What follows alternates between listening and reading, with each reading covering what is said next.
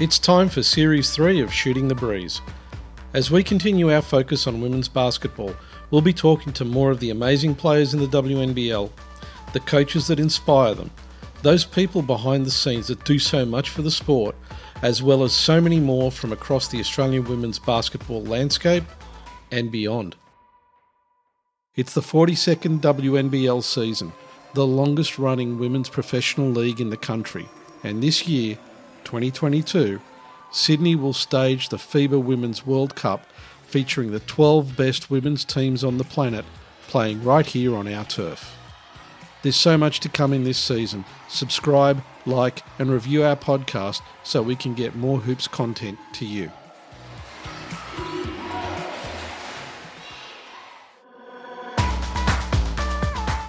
We want to welcome on board the Island Pacific Soap Company as our first commercial partner.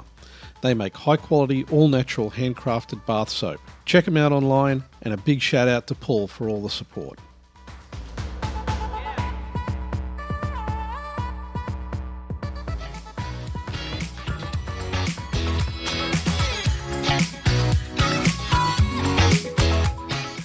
It's time for a special episode of Shooting the Breeze, featuring Aussie hoops icon Tully Bevilaqua.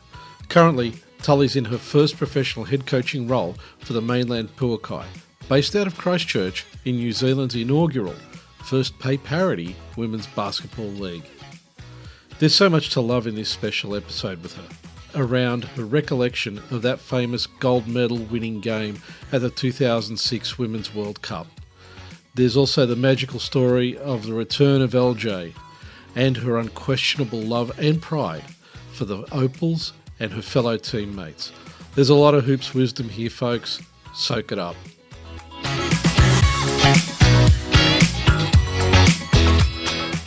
Welcome to Shooting the Breeze. Today it's a special episode. Joining my co-host Jacinta Govind and myself from New Zealand, it's Tully Bevilaqua. Tully, welcome to the show. It's great having you here.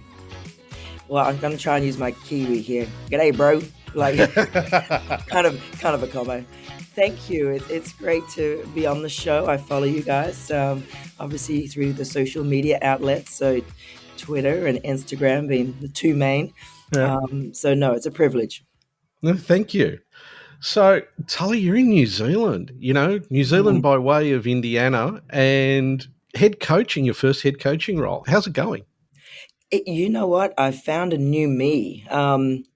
So I took this job because I think, as you said, it's my first head coaching position, like with a senior group like this. And I've always questioned whether or not I wanted to be a head coach and, having to make the tough decisions. And when this opportunity came up, I knew if I said no, I'd regret it and not giving it a go. And it was kind of like perfect timing. My kids are a little older, so can manage them a bit more, and they're a bit more independent. So it helps. And it was like, yeah, put the hand up, let's give it a go. And I'm really loving it. Like, I've had to have some tough conversations, and I've learned a lot of things along the way myself with being a head coach. But I feel like I've found a new passion. You came into New Zealand a few weeks before the competition started, and your family came over as well. Mm-hmm. How did they find New Zealand? Well, at first, because I just brought my children over with me, and my mum flew over from Australia, and she stayed with me for the first month to help out. At first, it was great for them because, it's the excitement of being on an airplane, or two or three of them. But unfortunately, with the change of seasons and the school system being opposite, they really didn't have a lot of kids around to play with, because all during the day, the kids are at school. So we'd go to an empty park or an empty, trampoline place. So they're the only two. I mean, it was like we rented it out privately because, in this massive building, and it's just those two. So, of course, I had to get on the bloody trampolines myself and paid for it the next day. I tell you what, when you haven't been bouncing on trampolines for a long time, it's not easy. One, I thought I was going to pee myself. But, like, getting the timing is, it's been a little while, needless to say, but it was fun. But, they adapted really well. And everyone here kind of embraced them. And it was unfortunate because towards the very end of their stay, they really started to get into the basketball side of things as a couple of games were being played and they were around the team more. They were getting super nervous at the games. I mean, after our first win at home, I think Parker nearly knocked me off my feet. He's like, oh my God. He's like, that was so nerve wracking. I'm like, well, welcome to my world now, kiddo. And we don't have to go into this too much, but you had a kind of unfortunate incident with a pizzeria that wasn't when you first Oh, arrived. yeah. Don't assume a name in America is what you think it is, and it wasn't pizza. So we'll just leave it at that. The name of the pizza place was Hotbox. So I think you can all use your own imagination. But the funny part was my mom was in the car with me. Kids are in the back. I'm like, oh, Hotbox. And we both are driving by it and we take a gander at the window and what was on display. And there was not a word said between us. We just left it as it. Oh, that was priceless. Are the kids into basketball too? Are they going to grow up to be little hoopers, little ballers, little coaches? No, not at all. They commentators? Bought a bloody $5,000 hoop to put in the backyard, and I think I've used it more. No, they. I think Parker is kind of more of a studier of the game and probably would be good in the analysis area and the statistical area. He's a little math genius. Mackenzie just, I think she was checking her nails on the sideline there one time when the play was going on and one of us had scored a basket. Everyone's cheering, and I saw a bit of video footage, and there she's checking her nails on the sideline. So, no, who knows? I mean, they just still love being around the team. Look, one of the things that I saw that really impressed me for the game that you just recently played was the centre of the court. Do you want to tell us how that all came about? Because I was really impressed seeing that. Well, a friend of mine who I connected with during COVID through Twitter, Kelsey Trainer. She's a lawyer by trade, but very much into the sports worlds of all sports because she's kind of breaking it all down in terms of, women and empowering women, investing in women. So she started that logo or the theme of invest in women, hire women, pay women. And she connected with a company that then started putting that message on clothing apparel. So I think it started out as a t-shirt, and proceeds for the sales of that shirt would go to a charity of her choice. But it just grew from there. And obviously our friendship also just grew from there as well. And so all sorts of merchandise then of, mugs, hoodies, whatever. It's such a simple message, but it's so powerful. And any way we can, we like to help promote, and we like to, kind of uplift other females and what they're trying to do and make a difference in the world. One day, I think I put out a tweet about, if anyone wanted to purchase tickets and donate them, and we would give them out to particularly female groups in the community here who couldn't necessarily maybe afford to go or have never been for circumstances. So Kelsey had, and along with a few other individuals and organizations, donated. And I had one of her T-shirts that I brought over to work out in. And I use that term working out loosely.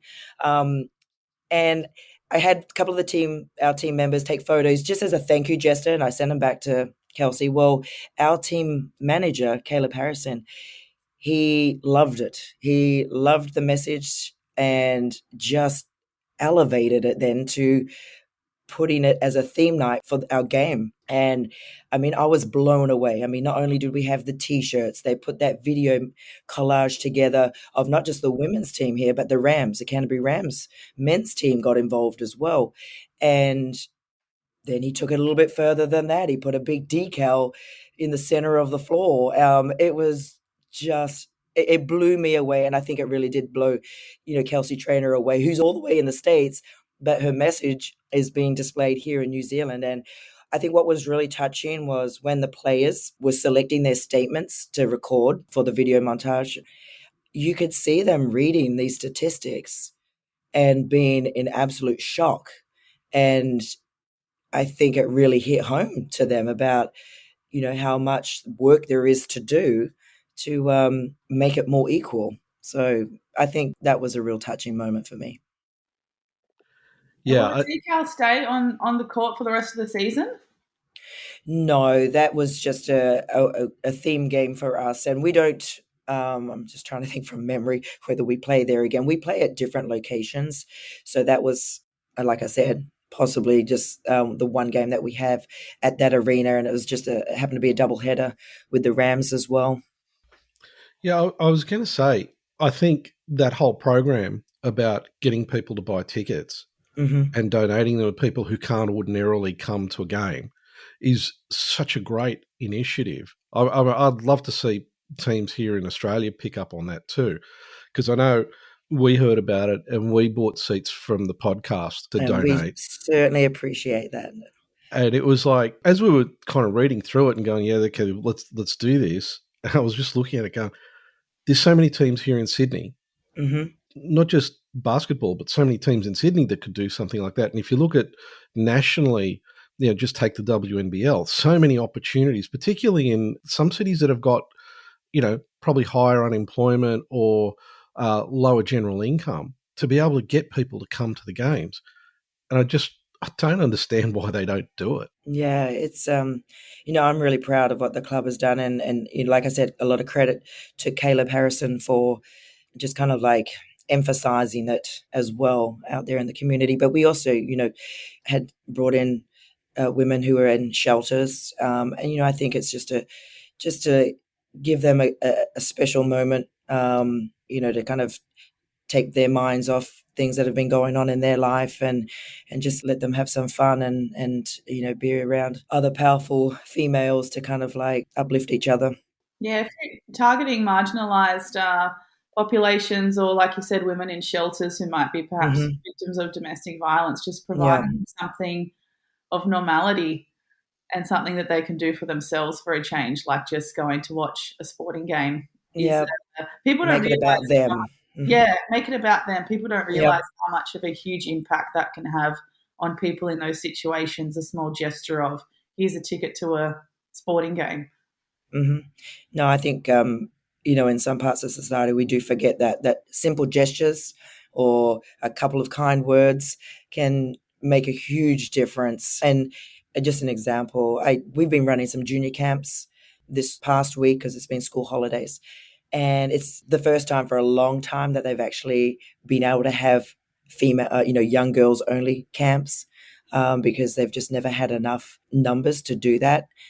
And so that's been really cool to see and experience and the feedback from that. But I had an Instagram message from one of the young girls that was at the camp. She was 14, and she'd never really played basketball before. And she felt out of place and, she was tall, so she hadn't quite got in tune with her coordination with her body on the basketball court. And you could really tell that her confidence, and she was so shy. And I followed her around because, she just needed someone there to boost her confidence and let her know that it's okay that you've never played the game before. This is about you having fun and just getting in and having a go no matter what happens. And anyway, long story short, the next day I checked my Instagram messages and she had sent me a message to say how much those words boosted her confidence and she had a great time. And that's, at the end of the day, that's what it's all about. Yeah, and if she's going to take anything away from that experience in that camp, it's how you made her feel that day how important your interaction was. She might not remember how to properly do a chest pass or a bounce pass. Well, yes, and that's okay. That's the life lesson. That is true. We'll keep working on that though. But yeah, I mean, it is the little things in life. So one of the things that comes up for me just through this bit is, how important do you think it is to have a bit of time away from the game as a player before you come back as a coach, to get some different experiences in your life so that you can kind of bring some different perspectives. It's not just all about X's and O's and passing the ball.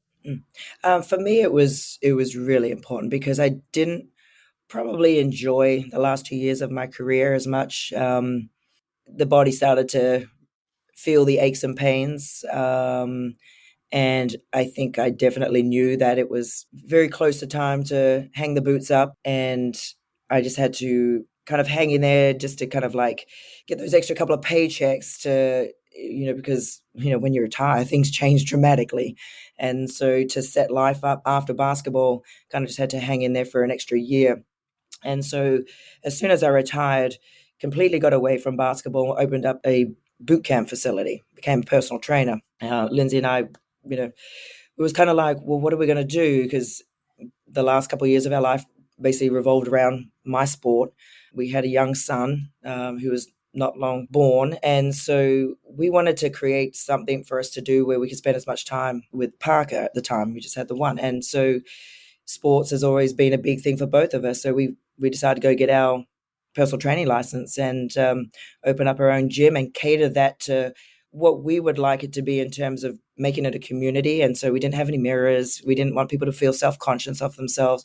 We just wanted them to get out there and enjoy exercising again without feeling the pressures of body image or, I'm not fit enough to be here. I mean, we had fitness levels of all types.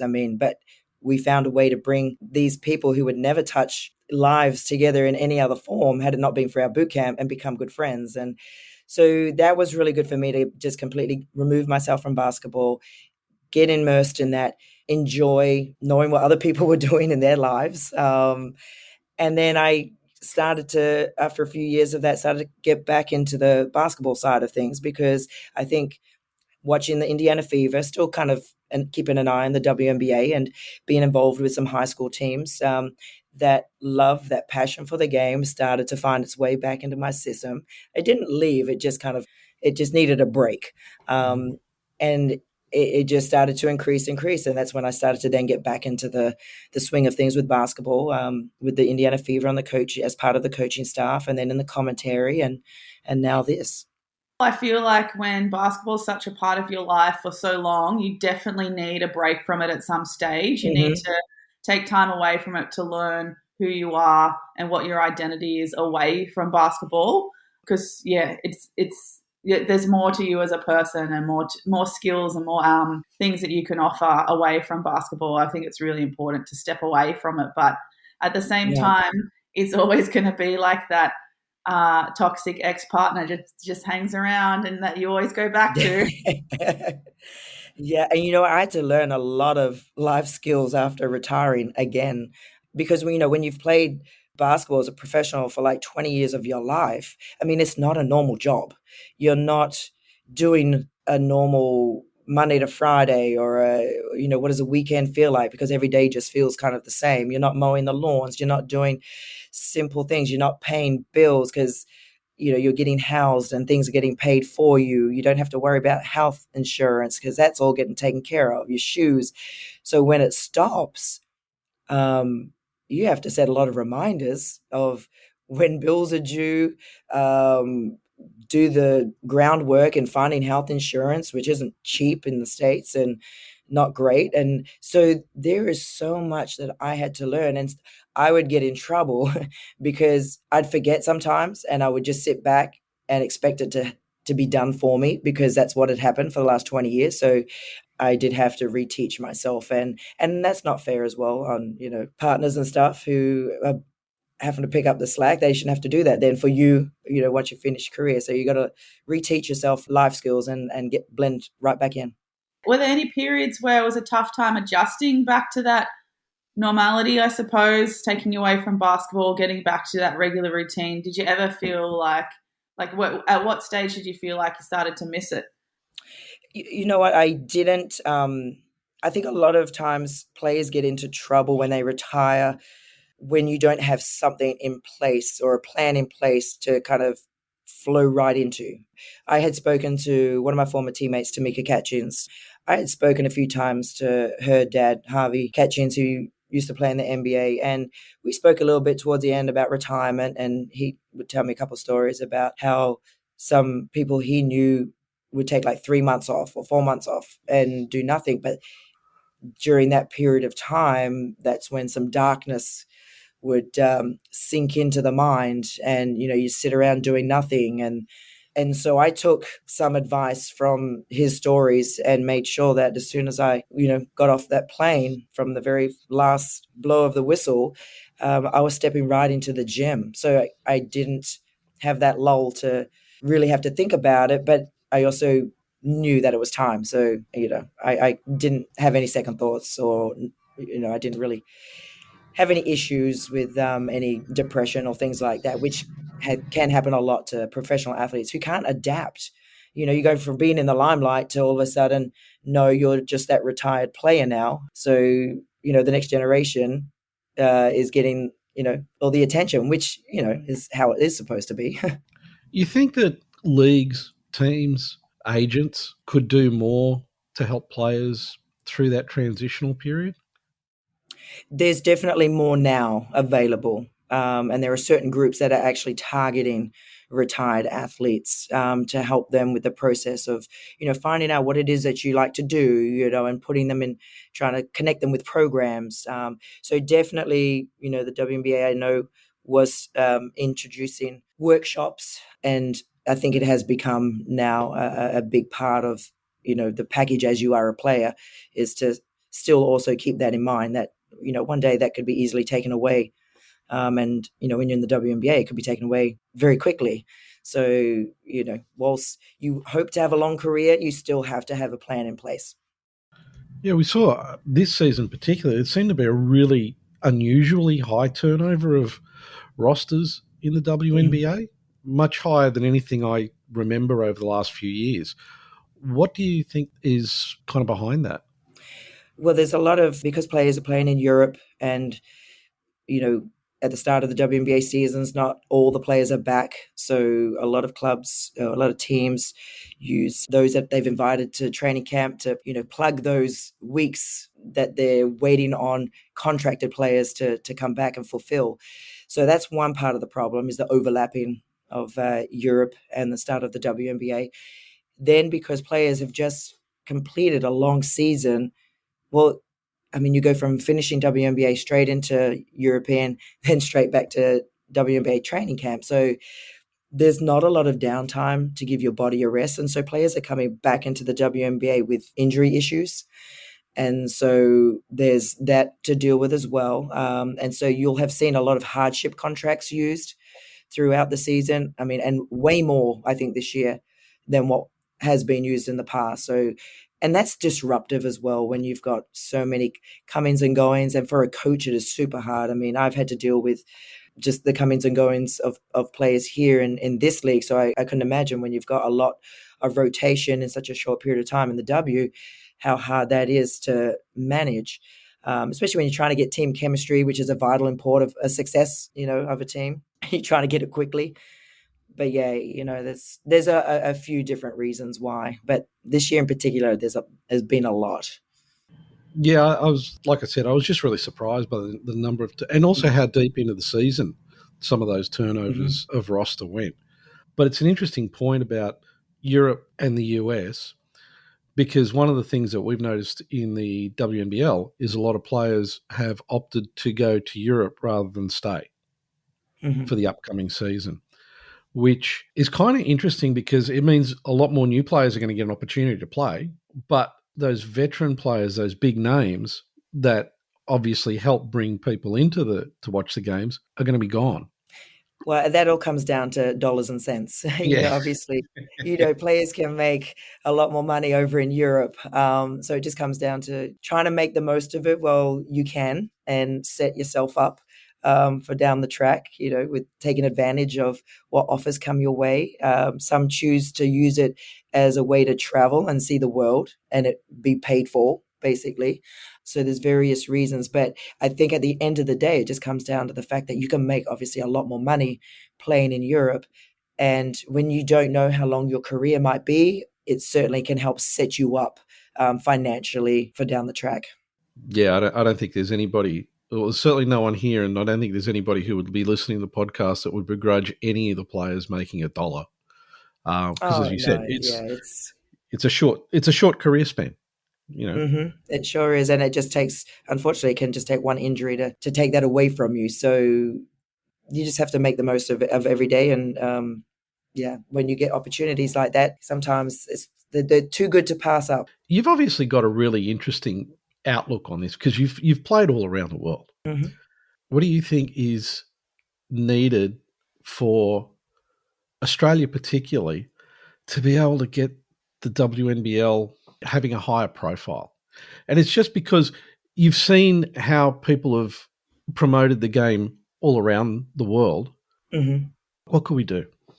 Well, I think this past season was actually a step in the right direction. I mean, I know it was disjointed as well, though, because of COVID and things like that. But you'd be surprised at, one, how many people all around the world were watching it. Now with being able to watch the games via FIBA, via the YouTube live channels now, a lot of people were watching it, and there were some quality imports that were playing in the league this year. I think, one, it's maintaining the quality imports in the league to make sure that the competition is at its highest level possible. So that's one thing. And that comes down to, again, dollars and cents, sponsorships.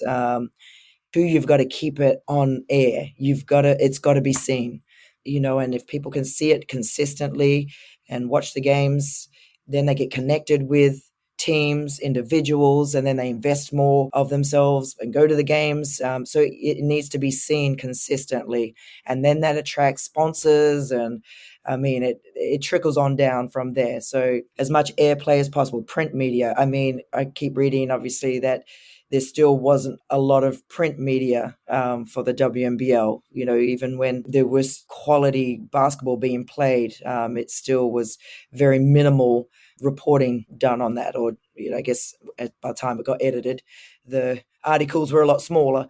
You just got to keep plugging away, pushing away. You can't back down. You got to keep knocking on the doors and hounding, organizations to, hey, look at this league. We're here to stay, but we need your help to keep it at the highest level possible. So, invest in us, the rewards will come. You got to invest in us. It's taken, look at the WNBA. They've been in the league for 25 years, and a lot of people try and equate it to the men's NBA. It's like the NBA just celebrated their 75th season. So, it took them a while to get to that. The WNBA is, heading in the right direction. So you've got to give it time to catch up and have the same amount of time as what the men have been given to get to where they've gotten to. So, but it takes investing in it first to get there. Yeah. It's interesting you bring up that point about the NBA, because even though the NBA is 75 years old, the truth is it never really took off to become what we know it to be until the early 80s. Wow. Yeah. Right? It's only been this behemoth for the last, 35 years. Prior to that, it was not the big league that it is today. Yeah. People are quick to shoot the women's side down. And it's like, here are the stats. Here's it's so anyway. Sometimes you just can't talk reason with some people. They're not the target audience you're after then. No. I think they just turn around and go, yeah, you know what? It's not something that we're interested in, so we're just going to take pot shots at it. And we see it. And and that's so. It's like, what is wrong? Why do we have to? You've got nothing to do with it. Why do you have to make the comments that people write and just kind of bring people down? And I don't get it. Sometimes there's a line as a fan, and there are too many fans that cross that line and think that they can say things because it gives them power by just being typing comments with their fingers makes them feel powerful, but they don't. We're all human. Words can affect athletes as well, and they do. So we as a human race just have to kind of take a step back before reaching to the keyboard sometimes and typing things out. Well, that's why it's so easy, because it's on a keyboard and your name. Mm-hmm. You can be nameless and faceless. Yes, that's right. You can want in whatever way you want. Yeah, this can be powerful and dangerous, equal sides, light and dark. But Oh, for sure. Yes. Yeah. I don't think they would they say that to, at the home ground to the GM's face? Probably not. Probably not. But then I would again, say 99% would not. Yeah. maybe some people 3 beers in would, who They'd knows? be asking for selfies and all that Yeah, kind of stuff, you know? 100%. So can't have it Yeah. both ways. But what about over your time? Because obviously you've had such an extensive career in lots of aspects of the game and lots Mhm. of different levels of playing. What's kind of like your perspective of the development of the women's game as a whole and some of the different athletes that we're seeing in recent times? Well, I mean, the athleticism of the athletes now are just, I mean, phenomenal. And the game has changed to adapt to that, I guess, a bit. You know, it's such a quicker game, and versatility is the key word in today's style. Is you've got players playing multiple positions now. It's not the stock standard. You're a 1, you're a 2, you're a 5. You know, it's like you can be multi-dimensional. We've got. I remember, sometimes Lauren was bringing the ball down when we would play together. So that's fun to watch because now also guards can also go and post up. It's just a different style of game. And so I think, for myself here in New Zealand, though, they're probably not quite up to where obviously Australia is in terms of development, and they've got a ways to go. But, for me here, it's just all about going back to the basics and getting back to the basics of doing 2-foot stops, getting balance, reading your defense. I know people go and look on YouTube and find all these fancy, 1-on-0 things to try and master on the court. But, at the end of the day, if you can't do these basic things first, then don't try and do that. I'm trying to get that mentality going here and then building on that. But yeah, it's fun. That's the beauty of it. There's always something to teach, to learn yourself, and it's just great for the game. Are there any particular young female Australian athletes that you've got your eye on or have impressed you in recent times? Oh, I'm a big fan of Ezzy. Oh, Oh I yeah, love watching Yeah, Ezzy yeah. play with the Seattle Storm. I mean, I don't know what it is about Seattle. They just attract Australians, don't they?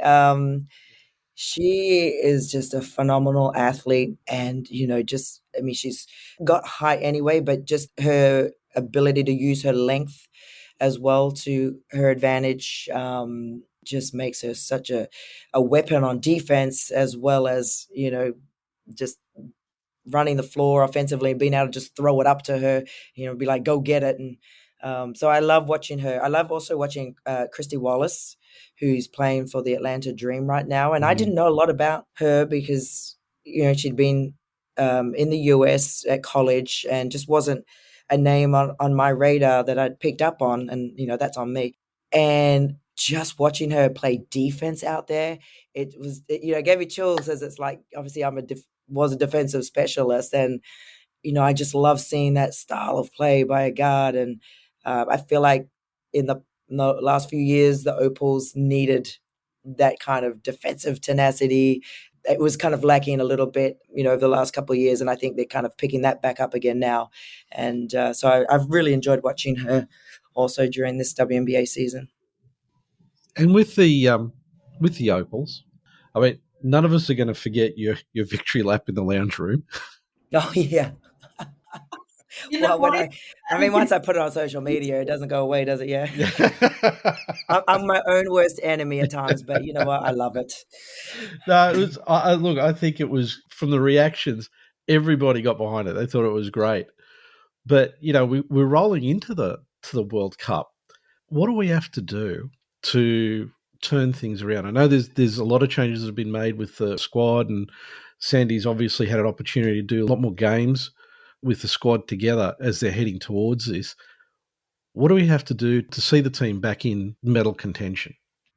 Well, first of all, let me just say that, going back to that little jig I did in the lounge room, once an opal, always an opal. So, I get hyped up watching my fellow opals play, and that's how it should be. I feel like obviously there's been a lot of disruption in the opals over the last couple of years, which hasn't helped. And I feel like now they've done what they've had to do to correct the ship, make whatever changes they felt necessary for the better of the program and for the players and for, like you said, the direction which the Opals wanted to head towards. I feel like that's now going to have a big impact going forward, that they can get back to the chemistry, the team chemistry, the camaraderie, the team just being a tight-knit unit. I've always remembered that we were just such a tight-knit unit. And it, as I tell, my team here and everyone else that I talk to, it's like, you don't have to be best friends with everybody on your team, but you have to respect your teammates and you have to show that respect, and you have to be able to look your teammate in the eyes and say, yeah, I would run through a wall for you, regardless of what the friendship situation is, because at the end of the day, it's bigger than an individual. And when you're representing the green and gold, it's way more than the individual. You're representing the nation. It's at another level. And I think now they are going to be heading in the right direction. Like I just mentioned on earlier, I feel like defensively, they're picking things up and becoming more of that defensive style of team that we used to be, which just made things disrupted for their opposition. I mean, obviously the US is the team to beat. And so they just have to be disruptive defensively because there's just so much talent on that USA team, but you've got to be doing it together. It's not just down to one person stopping one player. You can't. You have to be connected as a team on the floor. And I think that's what we used to be really good at, was having each other's backs. And it got lost there for a little bit. But now I feel like the ship is going to be heading in the right direction again. Yeah, I think the cultural aspect of any team is probably equally, if not a bit more important than just the skills. Because you can have, we've all seen teams that are full of superstars, but if they don't work together, they just don't achieve. Sometimes there's not enough ball to go around. Yeah. So, yeah. And, egos can sometimes also, because, there are players that do expect to have the ball in their hands more. But when you've got a bunch of superstars, how do you do that? But I think the US have also done a lot better for a number of years now of adapting themselves to, playing with each other and sharing that basketball around, which is why they're hard to beat, because they're playing more team ball more than ever. I think something that's been really great with the Opals program, especially in the last 12 months while, dealing with the tumultuous times that was, is having people, obviously Sandy being a former Opal herself as the head coach of the program, having people like Trish Fallon as the manager, having LJ back in the fold, having Timsy come in doing some mentoring. So all of these Opals, that built the legacy, built the sisterhood, and that includes like yourself. I think it's been such an advantage of having those Opals who built that come back and, share the legacy and continue to grow the culture with the Opals now. Can we see you in the fold somewhere there? Because I feel like in terms of mentorship and experience, you've got a lot to offer as well. Well, never say never. I mean, obviously it would be an amazing opportunity if it were to even be remotely possible. So, I would never shut the door on anything like that. But, the names that you just mentioned, all those players, I mean, they just got it. They were our standout players, the names that you mentioned, but they were all for the team. It wasn't about them. They were all for the team and what they had to do to get Australia to the medals and, to win. And that was, I just loved, Timsy was my idol growing up as a player back in my early days with Perth. And I remember the first year I just basically trained against her and learned so much that I instilled into the way I went about, training and playing, because I was watching it from the best. And I tell you what, I learned more in that year of not playing. May have got 1 minute total on the floor in a whole year, but I learned more in that time training against and just watching and being a sponge than most other years, and I think that's what sometimes people forget when they're early in their careers. They're too consumed about minutes played, and me getting subbed out and this and that. And it's like, look at the big picture here. Look at what you're not understanding, the possibilities of how the players that you are around right now can elevate you to a higher level down the track, but you're so consumed on the wrong things that you're missing all these opportunities with these amazing players around you to learn, to grow. So I think some of the young ones coming out these days kind of aren't mindful of that. It's interesting because we spoke to Jade Melbourne not that long ago. And one of the things that, for me anyway, came across strongly was the fact that she was saying, so long as I'm there, even if I'm, just on the bench and supporting the team and I'm learning while watching, it's like that attitude was so refreshing because, I think the media tends to hype up the players that not in Australia, but not just in Australia, but globally, those players that are like really forthright and it's about me and I'm going to, they like that kind of approach that they forget that it's really the ones who've got the attitude of we're here for the team. I'm doing whatever I can to support the team, whether I'm sitting on the bench or whether I'm out on the floor or whether at training, I'm just sort of sitting down and listening to someone or watching. They're the ones that really take the team and elevate it to that next level. Oh, for sure. Yeah, to me, it's like, look, sorry, language. No, go. It's okay. We got the bleep button. You know what? You got the boop, 2 second delay. I know. I get so worried when they mic me up here, and I'm like, I got a text from my mum after one game. Whoa, what's your language? You let a word out. It was probably the one time I accidentally dropped an F-bomb because I was in a frustrated moment. Well, actually, no, I think I used it in a very positive way. But anyway, it just got caught on camera. And yeah, sure enough, I had a text message from my mum waiting for me after the game. But I mean, I was 35 when I really first got my opportunity with the Opals. But I understood the players that were in my position that I was fighting it out with. I mean, it was, Timsy, it was Christy Harrower, Annie Lafleur. I mean, there were amazing players. And so you've got to have a sense of reality as well. And, you just don't chuck a hissy fit just because you're not getting minutes or you're not getting picked. It's like, no, wait your time, keep doing the work. Your time will come. And that's exactly your point, Paul, talking about, players, you're there. So be listening, make sure you're getting eye contact with the coach when they're talking to you and little things like that to stay engaged and they're seeing you doing extra shooting. And so it's, you're exactly right. And Jade had the right approach there.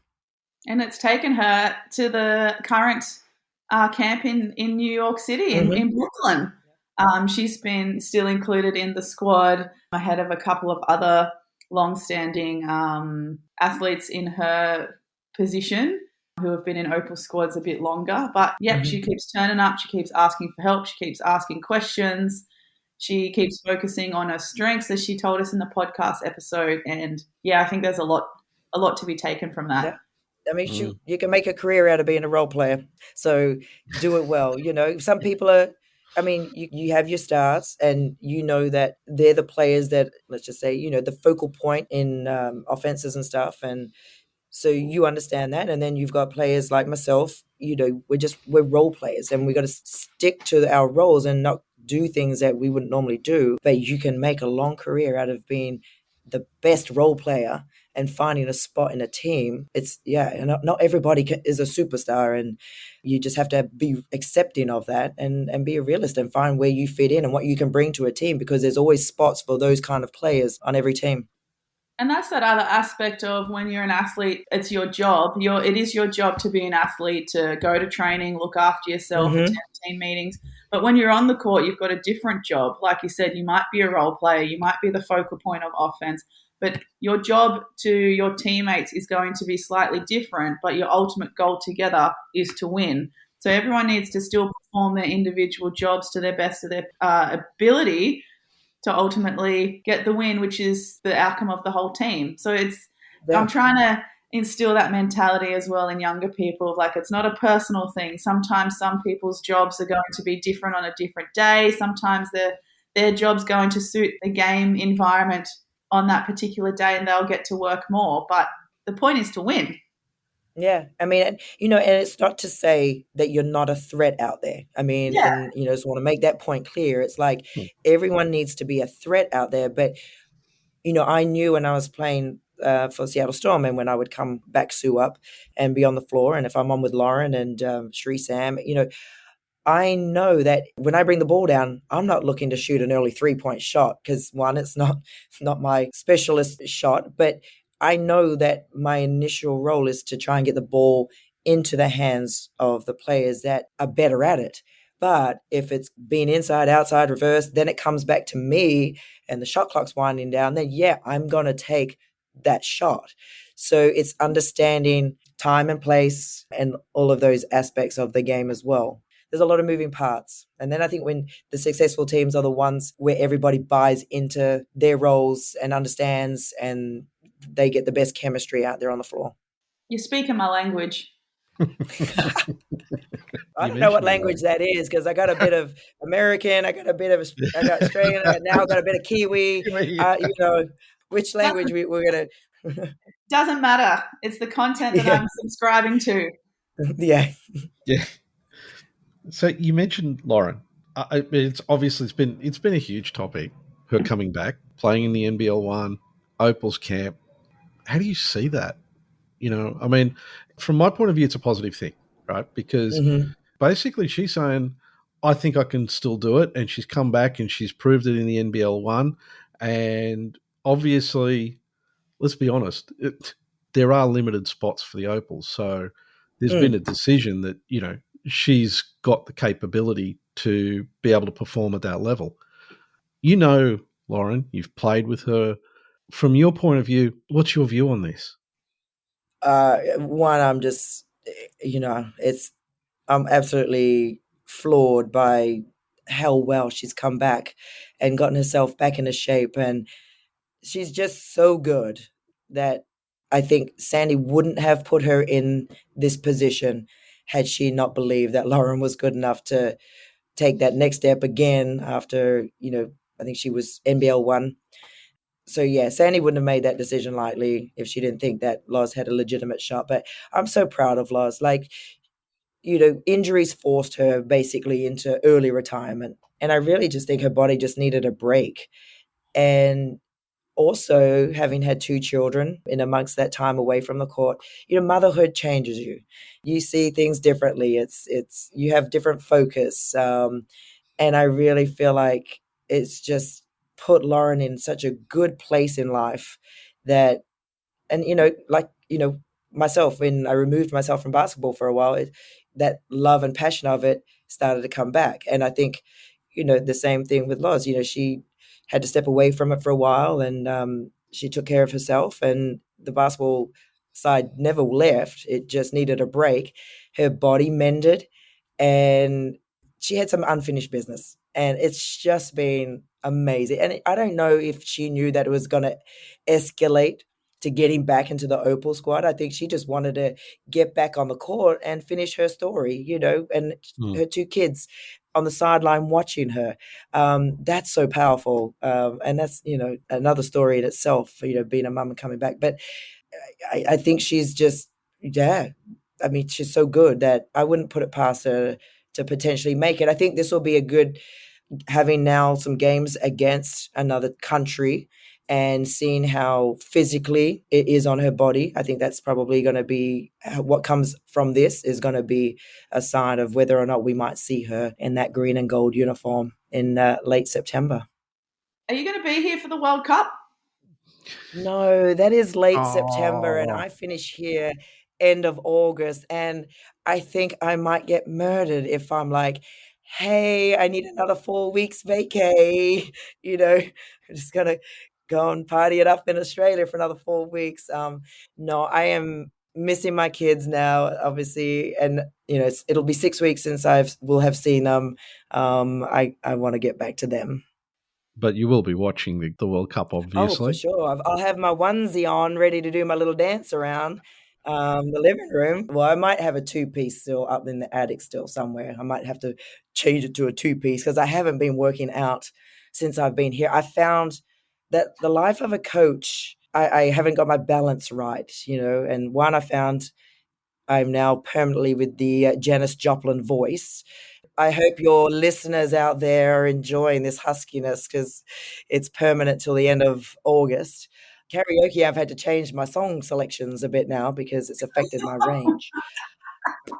Sleepless nights, I thought it was bad enough with kids, but, coaching is like having another child and, sleepless nights and lots of watching film. And so there's that. And I've just wandered off into a train of thought. I have no idea what we were talking about. Was there a question? I asked you if you were coming to the World Cup, but oh yeah. I went off my own little tangent, didn't I? That's okay. Right. Yeah, you did touch on but something no. that Veely also spoke about in terms of having a balance when you're a coach, because people don't understand a lot of the behind the scenes and hard work that goes I know where I was going with that now. I was talking about getting into a bodysuit, and yes, you're getting it might look a little different from when the last time I was on dancing around. So so if I'm doing my maths, I've got a couple months maybe to right the ship there. Well, I don't know how many of the podcasts you've listened to in the past, but there's always a question that we kind of pull out of thin air, which is just geez, because please, just not maths or anything like that. Don't embarrass me with any No, nothing like that. If you were going to be a movie character out of any of the movies you've ever seen, who would you be? So you needed to let me know this question at the beginning so I could have thought about it. That takes all the fun out of it. I know. I'm just trying to find in my head someone that loves to have fun, also is a strong woman, athletic woman. I mean, I'm sure Wonder Woman liked to have fun too. You've stumped me. Did you have a backup question just in case I couldn't answer that question? I have a random question that I've just thought maybe actually. Of all of your Opals teammates, if you got picked to go on Celebrity Amazing Race and you had to pick one of your Opals teammates, who would you pick? Ooh, I mean, no disrespect to Loz, but she might hold me back if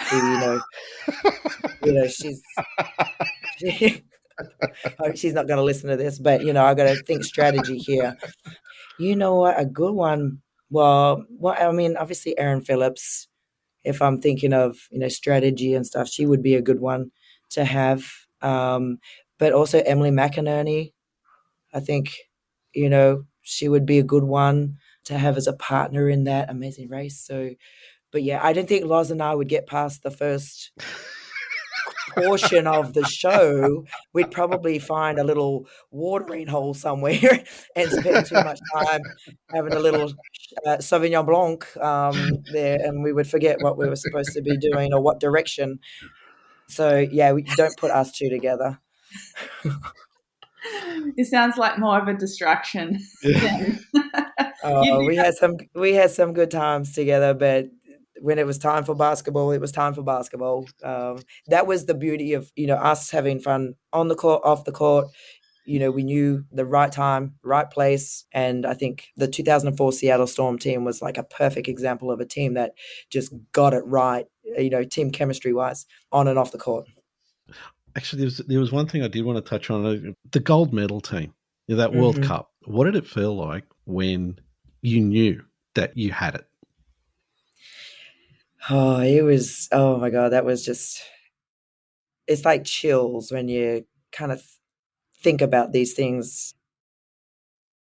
I think it was just that moment of being like the OMG of we're going to win a gold medal. We're going to be the first senior team, men or women, for Australia to win a gold medal at a world championship. It was the biggest adrenaline rush is all I can kind of equate it to. That just the massive high that you can't explain in words. because it wouldn't come off correctly in terms of what it really felt like. Words don't do it justice. It's just that feel, that adrenaline, the euphoria, and then obviously the celebrations that, then take place. Special moment. But when we knew, you felt your chest just kind of, it was puffing out because you knew you had it and you're ready to just let it rah, as soon as that final siren.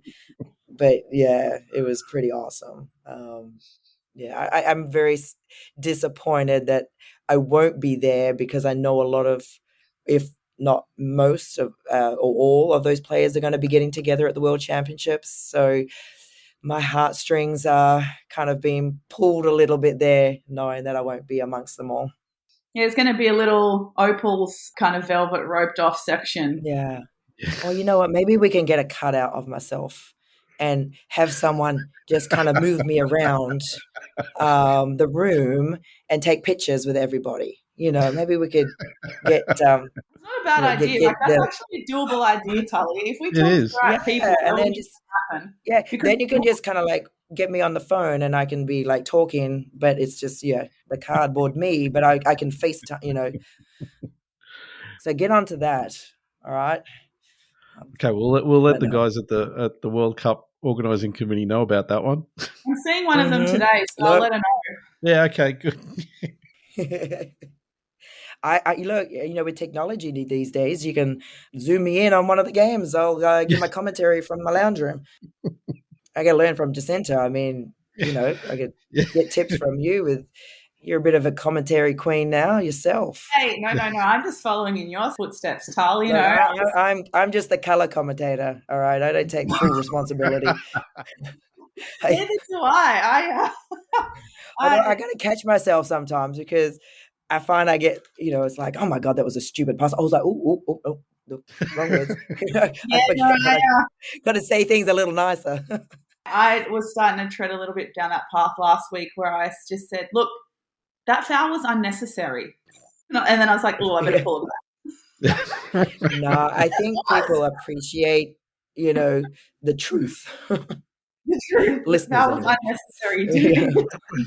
I don't know. I reckon there's actually commentary like, where you call it the way you really see it.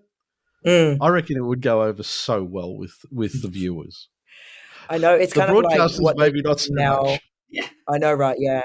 Well, I guess it's now like in the US, what they did with the Super Bowl. They had the Manning brothers sitting in their lounge room, verbalizing and talking and whatever during the Super Bowl. So it is kind of starting to happen that way on live TV now. And I think Sue Bird and Diana Taurasi did it at the NCAA Final Four on the women, and that got good reception. Look, you got two characters there, and I think it's getting the right people to do it to keep that banter going for the whole time is the key. So, but yeah, it's happening now. Did you like it? Did you like commentary? Would you get back into it? I do enjoy it. And, when you're comfortable with the person that you're working with, that helps if you've got a chemistry with them. So I've been working with Pat Boylan in the US with the Indiana Fever, and we've now been doing it for a few years together. So we just have a nice rapport with one another. And I just kind of like, the words of advice I was given was, hey, just, picture yourself sitting on the couch. We're just having a chat on the couch, to kind of be in a relaxed state so that it sounds like you're relaxed out there. They were the words of advice that I was given. Sound advice, I think. Yeah. Mm-hmm. Tully, I really want to thank you for coming on the podcast. I mean, I know you're in the middle of a season and we really appreciate it, but it's been a lot of fun. Well, I've had fun too. It is my day off today and I've not gotten out of my pajamas and I really don't have any intention to. I was supposed to try and get a workout in. I was supposed to start day 1 today, but I don't know if that might happen. I'm enjoying not having to, I will actually do some work. I'll sit and watch film because coach never has a day off. But I am going to enjoy just having a lazy day today, I think. But I love doing these and I love connecting with the Aussies. And, to me, it's still all about giving back. And this is a part of it. Thanks so much for joining us. And we really enjoyed it. Well, again, thank you. And also from the Pouakai organization for contributing to our ticket donations. It's nice to be able to say thank you personally for doing that. So we appreciate it. So you guys are doing a great job, and keep it up yourself.